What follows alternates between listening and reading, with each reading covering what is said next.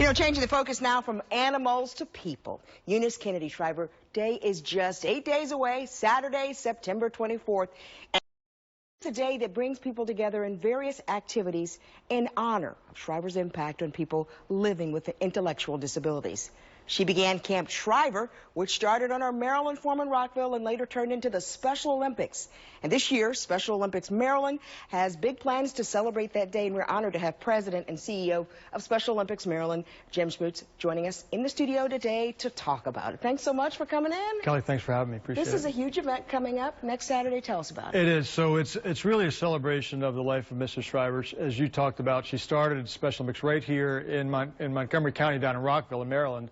With backyard camps back in 1962. The first games were in 1968, so we're coming up on our 50th anniversary in 2018. But next week is really just a celebration to bring attention to the year-round program that we offer. So we're not just a one-time event. We're year-round programming, and the video that folks are looking at gives them an idea of things that happens in their communities around the state day in and day out. And that's what I was going to say. People think of just this one day, but it's so much more.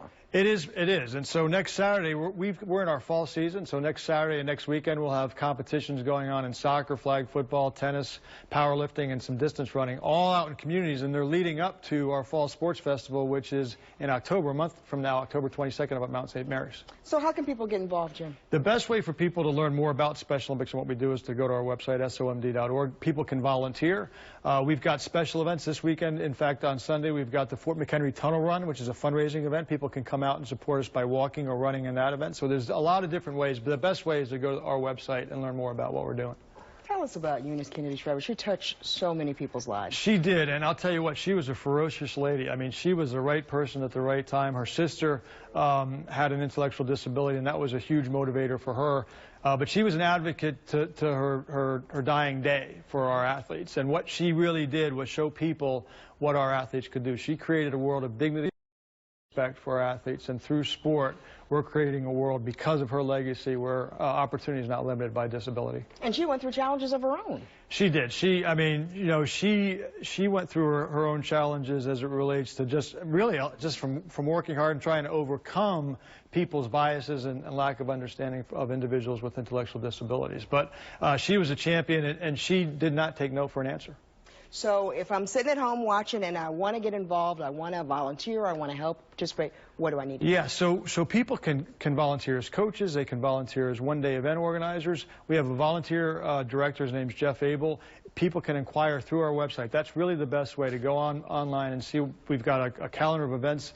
And the other thing is, I would encourage people, if there's any apprehension whatsoever, to just come out and see an event. We find once people come to our events, particularly if they get involved, they're touched and their life is transformed. So as valuable as Special Olympics is to transforming the lives of our athletes, what we're doing through our program is transforming the lives of everybody. We have a program called Unified Sports that combines athletes, Special Olympics athletes with non-Special Olympics athletes, work with 21 school districts across the state.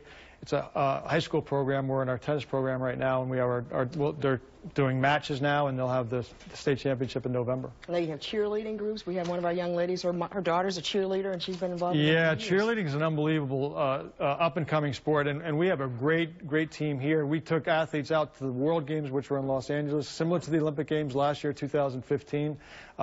27 sports here in the state. We have 7,311 athletes. The challenge for us, though, is to do things like this, and EKS Day helps us generate more awareness. There's 115,000 people with intellectual disabilities. So our goal by 2025 is to have 20,000 athletes participate. All right, get the word out there. Jim, thanks so much for coming Kelly, thanks in. very much for having us. Go to the website, abc2news.com. We'll have much more information.